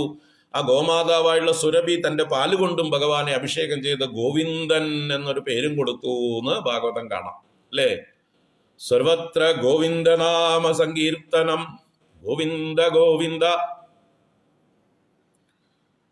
അപ്പോ ആ ഗോവിന്ദ ശബ്ദം കൊണ്ട് എന്താ അർത്ഥം? വാസ്തവത്തില് പശുക്കളെ നോക്കുന്നവൻ എന്നല്ല, ഗോക്കളെ മുഴുവൻ രക്ഷിക്കുന്നവൻ എന്നാണ്. ഗോ ശബ്ദത്തിന് ചലിക്കുന്നതെല്ലാം ഗോക്കളാണ്. That which goes. That which moves. അപ്പൊ ഈ ഭൂമിയും നക്ഷത്രങ്ങളും സൂര്യനും ചന്ദ്രനും സർവ ചരാചരങ്ങളും ചലിക്കുന്നത് തന്നെയാണ്. ഇവിടെ ചലിക്കാത്തതായിട്ട് ഒന്നുമില്ല. നമ്മൾ സൂക്ഷിച്ചു നോക്കാത്തതുകൊണ്ടാണ് എല്ലാ സ്ഥാവരങ്ങളെന്ന് തോന്നുന്നത്. നക്ഷത്രങ്ങളും ചലിച്ചുകൊണ്ട് തന്നെയായിരിക്കണത്, ഗ്രഹങ്ങളും ചലിച്ചുകൊണ്ട് തന്നെയായിരിക്കണത്. ഭൂമി ചലിക്കുന്ന വേഗത നമ്മളൊന്ന് ചിന്തിച്ചു നോക്കൂ. എത്ര വേഗത്തിലാണ് ഭൂമി സ്വയം റിവോൾവ് ചെയ്തുകൊണ്ടിരിക്കുന്നത്, അതുപോലെ സൂര്യന് ചുറ്റും കറങ്ങിക്കൊണ്ടിരിക്കുന്നത് എന്ന് സയൻസ് പഠിക്കൂ പോയിട്ട്. അപ്പൊ ഇവിടെ എന്തെങ്കിലും ചലിക്കാത്തതായിട്ട് എന്തെങ്കിലും ഉണ്ടോ? എല്ലാം ഗോക്കളാണ്. അതുകൊണ്ടാണ് നക്ഷത്രങ്ങളെയും ഗ്രഹങ്ങളെയും ഒക്കെ ഗോ ശബ്ദം കൊണ്ട് പറയുന്നത്. അപ്പൊ ഗോ ശബ്ദത്തില് ഈ ലോകത്തിലുള്ള എല്ലാറ്റിനെയും പെടുത്താം. അങ്ങനെ ചലിക്കുന്നതിന്റെ മുഴുവൻ ഇന്ദ്രനാണ്, അഥവാ രക്ഷകനാണ് ഭഗവാൻ. സർവചരാചരങ്ങളുടെയും രക്ഷകൻ അങ്ങ് തന്നെയാണ് എന്ന് സമ്മതിച്ച് ഞാൻ വെറും ബിനാമിയാണ്, ഡമ്മി ഇന്ദ്രനാണ് എന്ന് പറഞ്ഞ് ഭഗവാനെ സ്തുതിച്ച ആ കഥ ഓർക്കുക. അപ്പോൾ ഭഗവാനെ ശരണം പ്രാപിച്ചതായിട്ടുള്ള ഭക്തന്മാരെ ആ ഒരു പ്രളയത്തിൽ നിന്ന് നിസാരമായി രക്ഷിച്ച് ഗോവർദ്ധനത്തെ ഉദ്ധരിച്ചതായിട്ടുള്ള ഉദ്ധൃത നഖത്തെ ഉദ്ധരിച്ചവനെ, ഈ നിസാരനായിട്ടുള്ള എന്നെ ഈ സംസാര സാഗരത്തിൽ നിന്ന് കരകയറ്റാൻ അങ്ങേക്ക് വല്ല പ്രയാസവുമുണ്ടോ? അപ്പോ ഭഗവാനെ പ്രഭുവായ അങ്ങയെ കണ്ടാൽ ഭവതിരസ്കാര ഭവതി നകിം, അങ്ങേക്ക് എന്നെ സംസാരത്തിൽ നിന്ന് കരകയറ്റാൻ പറ്റില്ല എന്നാണ്. അങ്ങയെ കണ്ടാൽ സംസാര സാഗരത്തിൽ നിന്ന് കരകയറാൻ പറ്റില്ല എന്നാണ് എന്ന ചോദ്യം അർത്ഥം പിടികിട്ടിയോ? ഇനി അടുത്ത പദം നഗബിദ് അനുജ എന്നാണ്. നഗബിദ് അനുജ എന്താ അർത്ഥം? ഏത് പേരാണ് ഭഗവാന്റെ? ഉപേന്ദ്ര, വാമന, ത്രിവിക്രമ എന്നൊക്കെ അർത്ഥത്തിലുള്ള പ്രയോഗമാണത്. നഗബിദ് അനുജ എന്ന്. എന്താ? നഗബിത്ത് എന്നത് ഇന്ദ്രന്റെ ഒരു പേരാണ്. നഖങ്ങളെ ഭേദിച്ചവൻ. ഇവിടെ നഖം മുമ്പേ പറഞ്ഞ നഖം തന്നെ, പർവ്വതം നഗച്ഛതീതി നഖം. അപ്പൊ പർവ്വതങ്ങളെ ഭേദിച്ചവനാണ് ഇന്ദ്രൻ. അതെന്താ കഥാച്ചാല്, പണ്ട് പർവ്വതങ്ങൾക്കൊക്കെ ചിറകുണ്ടായിരുന്നു. എല്ലാ പർവ്വതങ്ങളും ഇഷ്ടംപോലെ ചിറകുകൊണ്ട് പറന്നു നടന്നു. അപ്പൊ എല്ലാ ലോകത്തിലുള്ള ജനങ്ങൾക്കും പേടിയായി. കാരണം എപ്പോഴാ ആരുടെ തലയിലാ വന്ന് ഈ പർവ്വതങ്ങൾ ലാൻഡ് ചെയ്യാന്ന് പറയാൻ പറ്റാത്തൊരവസ്ഥ. ആ പർവ്വതങ്ങൾക്ക് അഹങ്കാരം കൊണ്ട് അവർ അങ്ങനെ പലതും ചെയ്തും കാണും. പലരുടെയും തലയിൽ ചെന്ന് ലാൻഡ് ചെയ്തിട്ടുണ്ടാവും, എല്ലാവരെയും ചമ്മന്തിയാക്കിക്കൊണ്ട്. അപ്പോ ജനങ്ങളും എല്ലാ ജീവജാലങ്ങളും ഭയപ്പെട്ട് ഇന്ദ്രനെ ശരണം പ്രാപിച്ചു. ഞങ്ങളെ രക്ഷിക്കണേ എന്ന് പറഞ്ഞുകൊണ്ട്. അപ്പോഴാണ് ഇന്ദ്രൻ തന്റെ വജ്രായുധം എടുത്തുകൊണ്ട് ഈ പറക്കുന്ന പർവ്വതങ്ങളുടെയൊക്കെ ചിറകുകൾ ഛേദിച്ചു. അങ്ങനെ ഇന്ദ്രന് ആ പേര് കിട്ടി. പർവ്വതങ്ങളുടെ ചിറകുകളെ ഛേദിച്ചവൻ നഗബിത്ത്. നഗബിത്തായി തീർന്നു ഇന്ദ്രൻ. അതിൽ ഒരു പർവ്വതം മാത്രം ഒളിച്ചിരുന്ന കഥ നമ്മൾ രാമായണം സുന്ദരകാണ്ഡത്തിൽ കാണും, അല്ലെ? ഹിമവാന്റെ പുത്രനായ മൈനാകം മാത്രം സമുദ്രത്തിൽ പോയി മുങ്ങി ഒളിച്ചിരുന്നു, ഇന്ദ്രന് പിടികൊടുക്കാതെ. അങ്ങനെ സമുദ്രം ആ മൈനാകത്തിന് അഭയം കൊടുത്തപ്പോ ആ സമുദ്രം പറഞ്ഞത് കേൾക്കാൻ മൈനാകം ബാധ്യസ്ഥനായി. അങ്ങനെ മൈനാകം പൊങ്ങി വന്നിട്ടാണ് രാമദൂതനായ ആഞ്ജനേയ സ്വാമിക്ക് വഴിയിൽ ഒരു എന്താ പറയുക, ബോർഡിംഗ് ആൻഡ് ലോഡ്ജിങ് ഒരുക്കി കൊടുത്തത്. ഒരു തൽക്കാല സ്റ്റേക്ക് ആയിട്ടുള്ള ഒരു അറേഞ്ച്മെന്റ് ചെയ്തു. പക്ഷെ ആഞ്ജനേയ സ്വാമിക്ക് അതിൻ്റെ ഒന്നും ആവശ്യം ഉണ്ടായിരുന്നില്ല. അദ്ദേഹത്തിന് ഒറ്റ ലക്ഷ്യം ഉണ്ടായിരുന്നുള്ളൂ, സീതയെ കാണുക. അപ്പോ വെറുതെ തൊട്ട് അനുഗ്രഹിച്ച് ഞാൻ ബന്ധു സൽക്കാരം പരിഗ്രഹിച്ചേനഹം എന്ന് പറഞ്ഞൊന്ന് തലോടിയിട്ട് ആഞ്ജനേയ സ്വാമി പറഞ്ഞു. ആ കഥ ഓർക്കുക. അപ്പൊ ആ മൈനാകം മാത്രം ചിറക് രക്ഷിച്ചു. ബാക്കിയുള്ള എല്ലാ പർവ്വതങ്ങളുടെയും ചിറക് ഇന്ദ്രൻ മുറിച്ചു കളഞ്ഞതുകൊണ്ട് ഇന്ദ്രന് പേര് നഗബിത്ത്. അദ്ദേഹത്തിന്റെ അനുജൻ, നഗബിത്തിന്റെ അനുജൻ അഥവാ ഇന്ദ്രാനുജനായിട്ട് ഉപേന്ദ്രൻ എന്ന പേരിൽ ഭഗവാൻ വാമനനായി അവതരിച്ച കഥ, അല്ലേ? അതാണ് വാമനാവതാരം. അതിഥിയുടെ 12ാമത്തെ പുത്രനായിട്ട് ഭഗവാൻ വാമനനായി അവതരിച്ചു. ആ അതിഥിയുടെ മൂത്ത പുത്രനാണ് ഇന്ദ്രൻ. അപ്പൊ ഇന്ദ്രാനുജനായി എന്നർത്ഥം.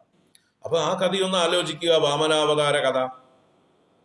ആ ഇന്ദ്രന് എല്ലാം നഷ്ടപ്പെട്ട്, ത്രൈലോക്യ ഐശ്വര്യവും നഷ്ടപ്പെട്ട് ബലിയെല്ലാം പിടിച്ചടക്കിയിരിക്കെ ആ ബലിയിൽ നിന്ന് ഭഗവാൻ വാമനാവതാരം എടുത്തുകൊണ്ട് നിസാരമായി ത്രിവിക്രമനായി തന്റെ 2 പാദങ്ങളെ കൊണ്ട് തന്നെ 14 ലോകങ്ങളും അളന്നെടുത്ത് അതേ ഇന്ദ്രനെ സമ്മാനിച്ചു.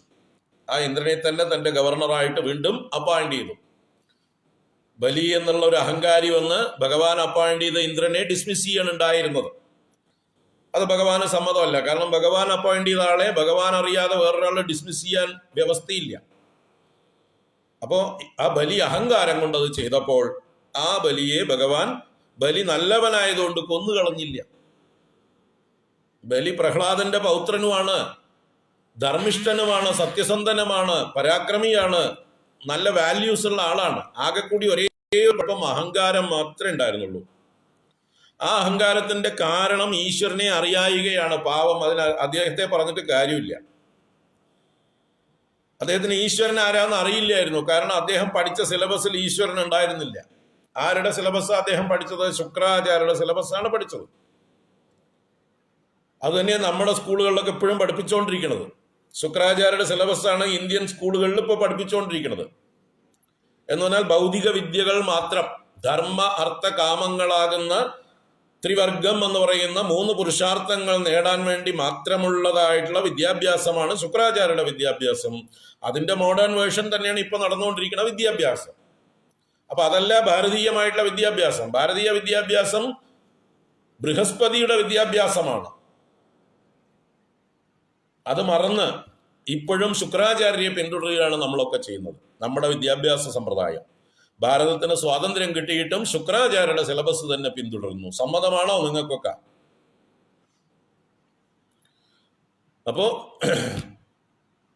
ബൃഹസ്പതി ദേവന്മാരുടെ ഗുരുവാണ്, സർവശാസ്ത്രങ്ങളുടെയും ആചാര്യനാണ്. ആ പദ്ധതിയാണ് നമ്മൾ പിന്തുടരേണ്ടിയിരുന്നത്, ആ ദൈവീകമായിട്ടുള്ള പദ്ധതി. അപ്പോഴേ നമുക്ക് ദൈവീ സമ്പത്ത് ഉണ്ടാവുള്ളൂ.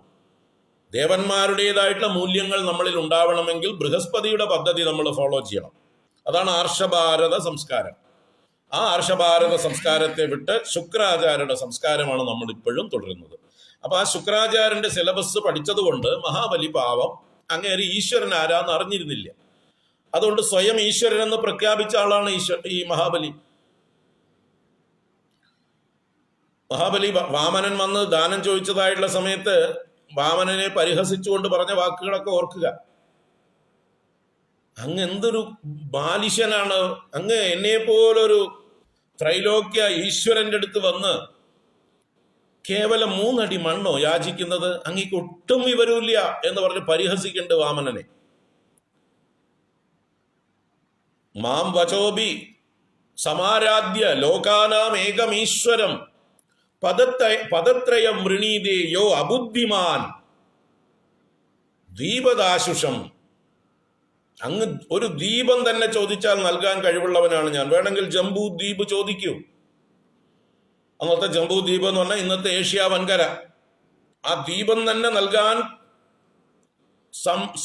സന്നദ്ധനായിട്ടുള്ള എന്നെ പോലൊരു ദാനശീലന്റെ അടുത്ത് വന്നിട്ട് പദത്രയം വൃണീതേ, 3 അടി മണ്ണോ ചോദിക്കുന്നത്?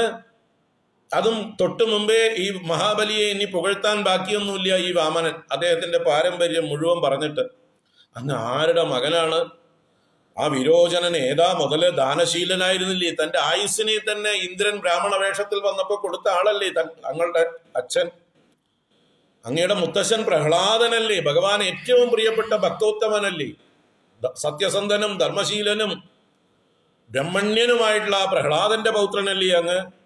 അങ്ങയുടെ മുത്തശ്ശന്റെ അച്ഛൻ ഹിരണ്യകശിപു ആരായിരുന്നു? ലോകങ്ങളെ മുഴുവൻ വിറപ്പിച്ച എല്ലാവരെയും മൂക്ക് കയറിട്ട് നടത്തിച്ച ആളല്ലേ? അങ്ങനെയുള്ള ആ വംശത്തിൽ പിറന്ന അങ്ങ് തീർച്ചയായിട്ടും ദാനശീലനും സത്യവ്രതനും ഒക്കെയാണെന്ന് എനിക്കറിയാം. വാക്ക് തെറ്റിക്കില്ല എന്നറിയാം. എങ്കിലും എനിക്ക് ആകെ കൂടി അതിനു മുമ്പേ വലിയ പ്രോമിസുകൾ മഹാബലി അങ്ങോട്ട് കൊടുക്കണ്ടേ? എന്താ വേണ്ട ചോദിച്ചോളൂ എന്ന് ബ്ലാങ്ക് ചെക്ക് ആദ്യമേ കൊടുത്തിട്ടുണ്ട്. അപ്പോഴാണ് ഭഗവാൻ വീണ്ടും പറയുന്നത്, എനിക്കിതൊന്നും വേണ്ട, കേവലം ഒരു ബ്രഹ്മചാരിയായിരിക്കുന്ന എനിക്ക് എൻ്റെ ആവശ്യത്തിന് എനിക്ക് ജീവിക്കാൻ, എനിക്ക് തപസ്സനുഷ്ഠിക്കാനുള്ള 3 അടി മണ്ണ് മതി. പക്ഷെ അത് ഒരു കണ്ടീഷനുണ്ട്, മെഷർ എൻ്റെ കയ്യിലാണ് ഇരിക്കുന്നത്, ഈ മെഷർ കൊണ്ടേ അളക്കുള്ളൂ എന്ന് പറഞ്ഞു അല്ലേ? എൻ്റെ പാദം കൊണ്ട് എന്റെ പാദം കൊണ്ട് അളന്നെടുക്കുന്ന 3 അടി ഞാൻ ചോദിക്കുന്നു എന്ന് പറഞ്ഞു. അപ്പോഴാണ് ഈ കുഞ്ഞു പാദങ്ങളെ കൊണ്ട് ഇയാൾ എത്ര അളന്നെടുക്കാൻ പോണത് എന്ന് നിസാരനായിട്ട് ഭഗവാനെ വാമനനായി പരിഹസിക്കുന്ന ബാലിശൻ, മൂഢൻ, അങ്ങേക്ക് കാര്യം കാണാൻ അറിയില്ല, സ്വാർത്ഥം പ്രതി അബുദോ യഥ, സ്വന്തം കാര്യം കാണുന്നതിൽ വിഡ്ഢിയാണെന്ന് തോന്നുന്നു, വൃദ്ധന്മാരെ പോലെ വലിയ വലിയ സംസാരമൊക്കെ ഉണ്ട്, വായിൽ നാവ് മാത്രം കുറെ നീളമുണ്ട്, തലയ്ക്കകത്തൊന്നും ഇല്ലാതെ തോന്നുന്നു എന്നൊക്കെ പറഞ്ഞ് പരിഹസിച്ച ആ വാക്കുകൾ ഭാഗവതത്തിൽ പച്ചയ്ക്ക് എഴുതി വെച്ചിട്ടുണ്ട്. അതൊക്കെ വായിക്കണം നിങ്ങൾ. അതിനാണ് സംസ്കൃതം പഠിക്കേണ്ടത്. നമ്മൾ സംസ്കൃതം പഠിക്കാത്ത ആളുകൾക്ക് ഈ ഇവിടെ സിലബസിൽ ഉണ്ടാക്കി വിടുന്ന മൂഢന്മാരുണ്ടാക്കി വിടുന്ന കഥകളൊക്കെ പഠിച്ച് അതൊക്കെ വിശ്വസിച്ച് അങ്ങനെ ഇരിക്കാം. നമ്മൾ സ്കൂൾ പഠിക്കുമ്പോഴൊക്കെ ഓണത്തെക്കുറിച്ച് എഴുതിയല്ലോ. മഹാബലി എന്ന ധർമ്മിഷ്ഠനായിട്ടുള്ള ചക്രവർത്തി കേരളം ഭരിച്ചിരുന്നു. ആ വാമനൻ എന്ന് പറഞ്ഞൊരു കള്ളൻ വന്ന് അയാളെ തലയിൽ ചവിട്ടി താഴ്ത്തി പാതാളത്തിലേക്ക് എന്നൊക്കെ പറഞ്ഞ് എന്തൊക്കെ പൊട്ട കഥകൾ നമ്മളെ പഠിപ്പിച്ചു. ഇതൊക്കെ തിരുത്തണം. നിങ്ങൾ എങ്ങനെ തിരുത്താൻ പറ്റും? ഒറിജിനൽ വായിക്കണം, മൂലം വായിക്കണം, വ്യക്തമായി വായിക്കണം, അക്ഷരങ്ങൾ മുഴുവൻ വായിക്കണം. അത് വായിച്ചാലേ അറിയുള്ളൂ കഥ. അപ്പൊ ഇത്രയും അഹങ്കാരം പ്രകടിപ്പിച്ച് വാമനനെ പരിഹസിക്കുന്നതായിട്ടുള്ള രംഗം വളരെ വിശദമായിട്ടുണ്ട് അവിടെ.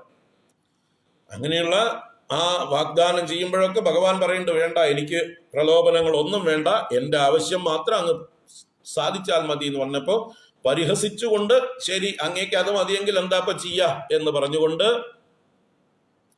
അങ്ങനെ കൊടുത്തു. മലയാളം വായിച്ചാൽ പോരേ എന്ന് ചോദിക്കുന്നു. ഭാഗവതം മലയാളം വായിച്ചാൽ പോരാ. മലയാളം വായിച്ചാൽ കഥ സാമാന്യം അറിയാന്നേ ഉള്ളൂ. മലയാളത്തിലും പല വീഴ്ചകളും പറ്റിയിട്ടുണ്ട്. അത് മലയാളം ഭാഗവതം എഴുത്തച്ഛൻ്റെ തന്നെയാണോ എന്ന് സംശയം പോലും ഉണ്ട്. കാരണം ഭാഷയിൽ വളരെ വ്യത്യാസമുണ്ട്. എഴുത്തച്ഛനേക്കാളും കുറച്ചുകൂടി ഇൻഫീരിയർ ആയിട്ടുള്ളൊരു ഭാഷയാണ് അതിലുള്ളത്.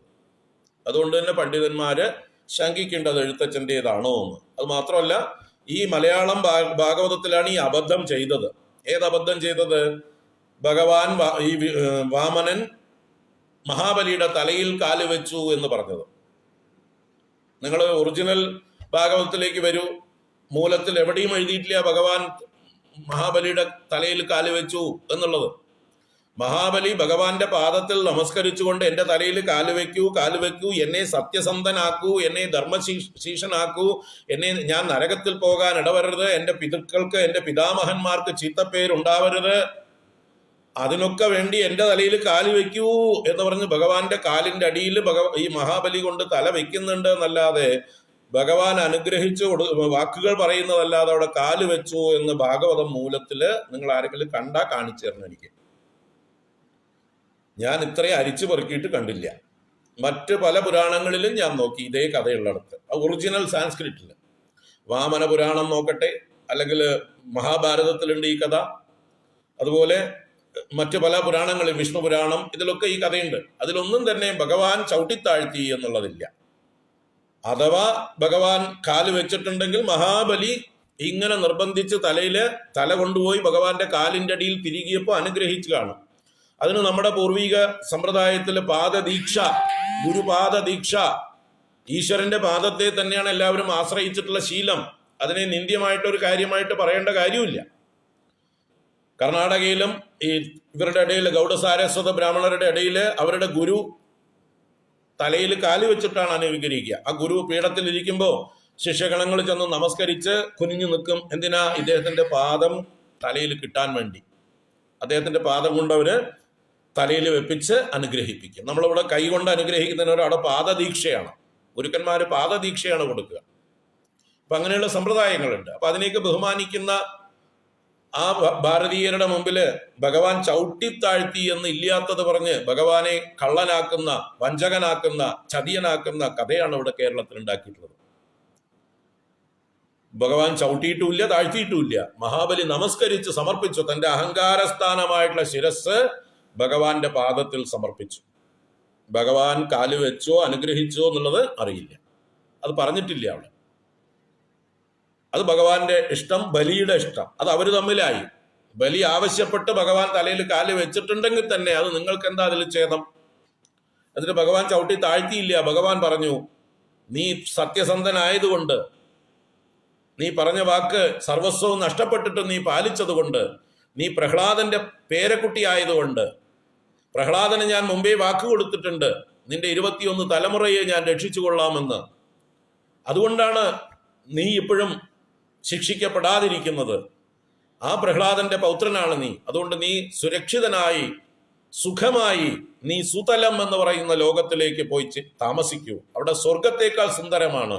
സ്വർഗിഭിഹി പ്രാർത്ഥിതം. അങ്ങനെയുള്ള സുന്ദരമായ സുതലത്തിൽ ചെന്നിരിക്കൂ, ഞാൻ അവിടെ അങ്ങയുടെ കാവൽക്കാരനായിട്ടുണ്ടാവും എന്ന് വാഗ്ദാനം ചെയ്ത് ഭഗവാൻ ആ സുതലത്തിന്റെ കാവൽക്കാരനായി ഗദാപാണിയായി ഇന്നും നിൽപ്പുണ്ട്. ഇന്നും നിങ്ങൾക്ക് സുതലത്തിലേക്ക് എത്താൻ പറ്റിയാൽ അവിടെ ഭഗവാന്റെ സമ്മതത്തോടു കൂടി വേണം മഹാബലിയെ കാണാൻ. കാരണം മഹാബലി ശക്തനാണ്, ധർമ്മനിഷ്ഠനാണ്, എല്ലാമുണ്ട്. അതുകൊണ്ട് തന്നെ അദ്ദേഹത്തിന് ഇന്ദ്ര പദവിയിലേക്ക് വരാനുള്ള യോഗ്യതയുമുണ്ട്. 100 അശ്വമേധയാഗങ്ങൾ അദ്ദേഹം ചെയ്തിട്ടുണ്ട്. അതുകൊണ്ട് തന്നെ ഭഗവാൻ പറഞ്ഞു, അടുത്ത ഇന്ദ്രൻ എന്നുള്ള അപ്പോയിന്റ്മെന്റ് നിനക്ക് ഇതാ പിടിച്ചോ, ഇങ്ങേരുടെ കാലം കഴിയട്ടെ, ഈ ടേം കഴിയുമ്പോൾ ഞാൻ ഇയാളെ ഡിസ്മിസ് ചെയ്ത് നിന്നെ തന്നെ അപ്പോയിന്റ് ചെയ്യാം. അപ്പൊ ഈ വൈവസ്വത മന്വന്തരം എന്ന മന്വന്തരം കഴിയുന്നത് വരെ നീ സുതലത്തിൽ താമസിക്കൂ. അടുത്ത സാവർണി മന്വന്തരത്തിൽ ഇന്ദ്ര പദവിയിലേക്ക് നിന്നെ ഇതാ അപ്പോയിന്റ്മെന്റ് ചെയ്തിരിക്കണു എന്ന് പ്രഖ്യാപിച്ചു ഭഗവാൻ.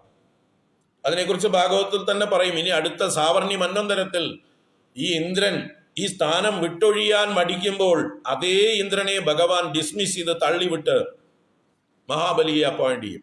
മഹാബലിക്ക് ഭഗവാനെ കണ്ട് സുതലത്തിൽ വസിച്ച ശേഷം അന്ധക്കരണ ശുദ്ധി വന്ന് ഇന്ദ്ര പദവി വേണ്ട എന്നുള്ളൊരവസ്ഥയാവുന്നുണ്ട്. അങ്ങനെ ആയിട്ടും മഹാബലിക്ക് യാതൊരു താല്പര്യമില്ല ഇന്ദ്രനാവാൻ. പക്ഷെ ഭഗവാൻ വാക്കു കൊടുത്തു, അടുത്ത ഇന്ദ്രൻ നീയാണെന്നുള്ളത് കൊണ്ട്. അപ്പൊ പുരന്ദരൻ എന്ന് പറയുന്ന ഇപ്പോഴത്തെ ഇന്ദ്രന്റെ പേര് പുരന്ദരനാണ്. ആ പുരന്ദരൻ സ്ഥാനം വിട്ട് ഒഴിയാൻ തയ്യാറാവില്ല. അപ്പോൾ ഭഗവാൻ പുരന്ദരനെ ഡിസ്മിസ് ചെയ്ത് ബലിയെ ഇൻസ്റ്റാൾ ചെയ്യും, മഹാബലിയെ അവിടേക്ക് ഇൻസ്റ്റാൾ ചെയ്യുമെന്ന് ഭാഗവതം പറയുന്നുണ്ട്, ഭാവിയെ കുറിച്ച് പറയുന്നിടത്ത്. അപ്പൊ ഭഗവാൻ അത്ര കരുണാമൂർത്തിയാണ്, ദയാമൂർത്തിയാണ്. ആ ദയ കൊണ്ടാണ് ഭഗവാൻ ഹിരണ്യകശിപുവിനെ കൊന്നതുപോലെ ഒരു നരസിംഹമായിട്ട് വന്നിട്ട് മഹാബലിയെ പിച്ചി ചീന്തിയൊന്നുമില്ല. വളരെ ലാളിത്യത്തോടു കൂടി ഒരു ബ്രാഹ്മണ വേഷത്തിൽ വന്ന് നിസ്സാരമായിട്ട് ആർക്കും ഇലയ്ക്കും മുള്ളിനും കേടില്ലാതെ കാര്യം നടത്തി ഭഗവാൻ. ആരെയും ദ്രോഹിച്ചില്ല. മഹാബലിയുടെ അജ്ഞാനം നീക്കി വിശ്വരൂപ ദർശനം കാണിച്ചു കൊടുത്തു, അത്രേ ഉള്ളൂ. മഹാബലിയുടെ അജ്ഞാനം നീങ്ങാൻ ഭഗവാനാണ് ഈ പ്രപഞ്ചത്തിന്റെ മുഴുവൻ ഉടമസ്ഥൻ എന്ന് അറിയണം. ശുക്രാചാര്യർ പഠിപ്പിക്കാത്ത കാര്യം ഭഗവാൻ പഠിപ്പിച്ചു. ഈശാവാസ്യമിതം സർവം യത്കിഞ്ച ജഗത്യാം ജഗത് തേന തെക്തേന ഭുഞ്ചീത മാ കൃതകസ്യ സിദ്ധനം. ഈ പദത്തിന്റെ, ഈ ഒരു വേദമന്ത്രത്തിന്റെ ഒരു വ്യാഖ്യാനമാണ് ഭാഗവത്തില് ഈ വാമനാവതാരം. അപ്പോ ശുക്രാചാര്യരുടെ സിലബസിൽ നിന്ന് പഠിക്കാത്ത കാര്യം ഭഗവാൻ പ്രത്യക്ഷമായി ഡെമോൺസ്ട്രേറ്റ് ചെയ്തതാണ് ത്രിവിക്രമ ആ ലീല. വിശ്വത്തെ മുഴുവൻ തന്റെ ശരീരത്തിൽ കാണിച്ചു കൊടുത്തു. ഭാഗവതം പറയുന്ന ഓരോ വരികളും അവിടെ വർണ്ണിക്കുന്നുണ്ട്. ഭഗവാൻ ആ ത്രിവിക്രമനായി ലോകം മുഴുവൻ നിറഞ്ഞു നിൽക്കുമ്പോൾ മഹാബലി കണ്ടു എന്നാ പറയുന്നത്. എന്ത് കണ്ടു? ഭഗവാന്റെ ശരീരത്തിൽ 14 ലോകങ്ങളും കണ്ടു. ബലിർ ദദർശ എന്നാണ് പല ശ്ലോകങ്ങളുടെ അവസാനം പറയുന്നത്. ആ വിഷ്ണുവിന്റെ ശരീരത്തിൽ ബലിർ ദദർശ, ബലി ദർശിച്ചു, ബലി കണ്ടു. അപ്പൊ ബലി ഇതുവരെ കാണാതിരുന്നത് ഇപ്പൊ കണ്ടു. അപ്പൊ എന്ത് പോയി? ലോകാനാം ഏകമീശ്വരം എന്നുള്ള അഹങ്കാരം പോയി. ലോകത്തിന്റെ ഈശ്വരൻ ഞാനല്ല എന്ന് അദ്ദേഹത്തിന് തിരിച്ചറിയാൻ കഴിഞ്ഞു. കാരണം എന്താ വെച്ചാല് ലോകത്തിന്റെ ഈശ്വരനായിരുന്നുവെങ്കിൽ ഭഗവാൻ 3ാമത്തെ അടി എവിടെ വെക്കണം എന്ന് ചോദിക്കുമ്പോ ഒരു ലോകം ഉണ്ടാക്കി കൊടുക്കാൻ കഴിയണമായിരുന്നു. ഇതാ പിടിച്ചോളൂ, 3ാമത്തെ അടി വെക്കാനായിട്ടുള്ള ഒരു ലോകം ഉണ്ടാക്കാൻ പറ്റിയോ മഹാബലിക്ക്? അപ്പൊ ഈ ലോകം ആരാ ഉണ്ടാക്കിയത്? അയാളല്ലേ അതിന്റെ ഈശ്വരൻ, അയാളല്ലേ അതിന്റെ യഥാർത്ഥ ഉടമസ്ഥൻ. അദ്ദേഹത്തിന്റെ സമ്മതം കൂടാതെ, അദ്ദേഹത്തിൽ നിന്ന് ആധാരം രജിസ്റ്റർ ചെയ്ത് മേടിക്കാതെ, അദ്ദേഹത്തിൽ നിന്ന് പൊസഷൻ സർട്ടിഫിക്കറ്റ് ഹാൻഡ് ഓവർ ചെയ്യാതെ ധിക്കാരമായിട്ട് പിടിച്ചടക്കിയാൽ അതിനിവിടെ നമ്മുടെ ഭാരതത്തിലെ കേരളത്തിലൊക്കെ എന്താ ശിക്ഷ? വേറൊരാളുടെ ഭൂമി അയാളുടെ സമ്മതം കൂടാതെ പിടിച്ചെടുത്താൽ. അപ്പൊ ഭഗവാൻ വിട്ടുകൊടുത്തിട്ടില്ല. ഈ ലോകം മുഴുവൻ ഭഗവാന്റേതാണ്, ദേവസ്വമാണ്. ആ ദേവസ്വം ഇന്ദ്രനെ ഏൽപ്പിച്ചിരുന്നു ഭഗവാൻ. ആ ഇന്ദ്രനിൽ നിന്ന് ഭഗവാന്റെ സമ്മതം കൂടാതെ തട്ടിയെടുത്തു. അത് ഭഗവാൻ തിരിച്ച് കാണിച്ചു കൊടുത്ത്, അതെ ഇന്ദ്രനെ ഏൽപ്പിച്ചത് ഇന്ദ്രനെ തന്നെ ഏൽപ്പിക്കൂ മര്യാദയ്ക്ക്, എന്ന് കുട്ടികൾ തമ്മിലുള്ള ശണ്ട തീർക്കും പോലെ ഭഗവാൻ ആ ഒരു ദർശനം കൊടുക്കുകയാണ് അവിടെ ഉണ്ടായത്. അത് മഹാബലിക്ക് മനസ്സിലായി. മഹാബലി ബുദ്ധിമാനാണ്, അദ്ദേഹത്തിന് നല്ലോണം മനസ്സിലായി. അദ്ദേഹം അതൊക്കെ അസുരന്മാരോട് പറയുന്നുണ്ട്. ഭഗവാനെ ആക്രമിക്കാൻ വന്ന മൂഢന്മാരായ ആയുധപാണികളായ അസുരന്മാരോട് മഹാബലി തന്നെ അവിടെ വെച്ച് പറയുന്നുണ്ട്, എന്ത് വെട്ടിത്തരം നിങ്ങൾ ഈ കാണിക്കുന്നത്, ആരോടാ നിങ്ങൾ ഈ കളിക്കുന്നത്? കാലസ്വരൂപനായിട്ടുള്ള ഭഗവാനോടോ? ആ ഭഗവാനല്ലേ എന്നെ ഇത്രയും കാലം ഈ ശക്തനാക്കി ഈ പദവിയിൽ ഇരുത്തിയത്. ഇപ്പൊ ഭഗവാൻ തീരുമാനിച്ചു എന്നെ ഡിസ്മിസ് ചെയ്തിട്ട് ഇന്ദ്രനെ തന്നെ ഏൽപ്പിക്കാൻ. ആ ഭഗവാനോട് നിങ്ങൾക്ക് കളിക്കാൻ പറ്റുമോ? നിങ്ങൾ നിങ്ങളുടെ പണിയും നോക്കി പാതാളത്തിലേക്ക് പോകൂ, പാതാളമാണ് അസുരന്മാരുടെ ലോകം, അവിടേക്ക് പോകൂ എന്ന് തന്റെ ഭൃത്യന്മാരായ അസുരന്മാരെ മുഴുവൻ പാതാളത്തിലേക്ക് അയച്ച്, മഹാബലി പാതാളത്തിലേക്ക് അല്ല പോയത്, അതിൽ നിന്നൊക്കെ എത്രയോ ഔന്നത്യത്തിലുള്ളതായിട്ടുള്ള ഗസ്റ്റ് ഹൗസിലേക്കാണ് പോയത്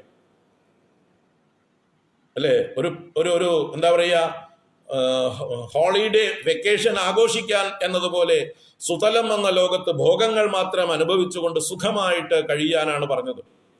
ഒരു വിശ്രമസ്ഥാനമായിരുന്നു സുതലം. ഭഗവാനെ ഭജിച്ചുകൊണ്ട് എല്ലാ ഭോഗങ്ങളും സ്വർഗിഭി പ്രാർത്ഥിതം, സ്വർഗവാസികൾ പോലും ആഗ്രഹിക്കുന്ന ഭോഗങ്ങൾ ഉള്ളതായിട്ടുള്ള ആ സുതലത്തിലേക്കാണ് ഭഗവാൻ മഹാബലിയെ യാത്രയാക്കിയത്.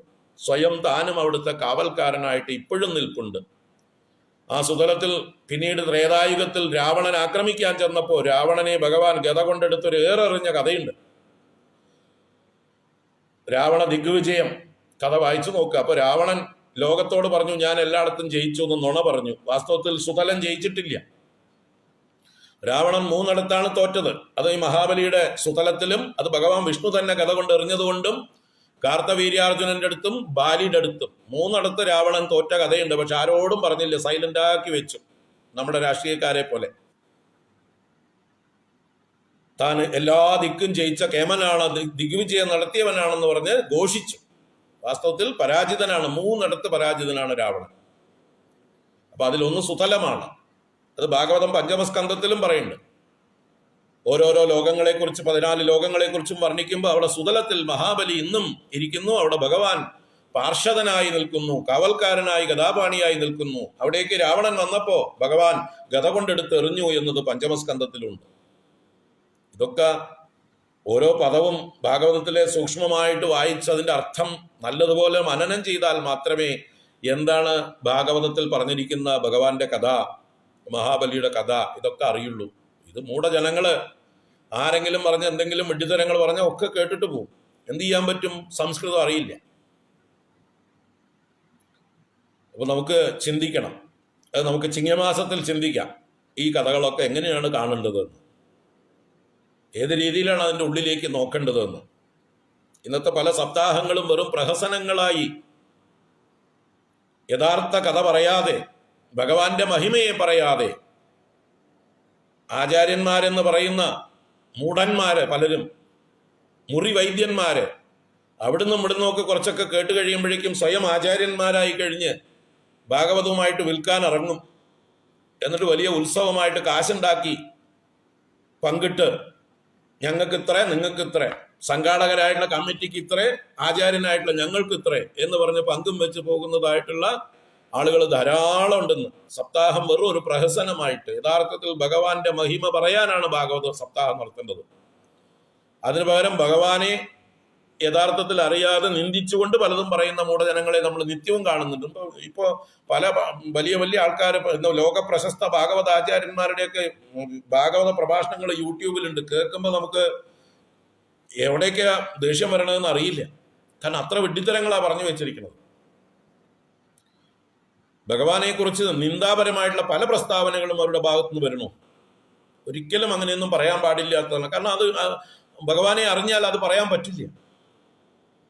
അപ്പോൾ കാരുണ്യമൂർത്തിയായിട്ടുള്ള ഭഗവാന്റെ ഒരു ലീലയാണ് വാമനാവതാര ലീല. ത്രിവിക്രമനായി ലോകം മുഴുവൻ തന്നിലാണെന്നുള്ള വിശ്വരൂപം ദർശനം മഹാബലിക്ക് കാണിച്ചു കൊടുത്ത് മഹാബലിയുടെ അജ്ഞാനത്തെ നീക്കി അഹങ്കാരത്തെ ഇല്ലായ്മ ചെയ്ത കഥയാണ് വാമനാവതാര കഥ. അപ്പോ നഗവിദ് അനുജ എന്നുള്ള കഥയിലൂടെ ഒരുപാട് കാര്യങ്ങൾ നമ്മൾ ഗ്രഹിക്കണം.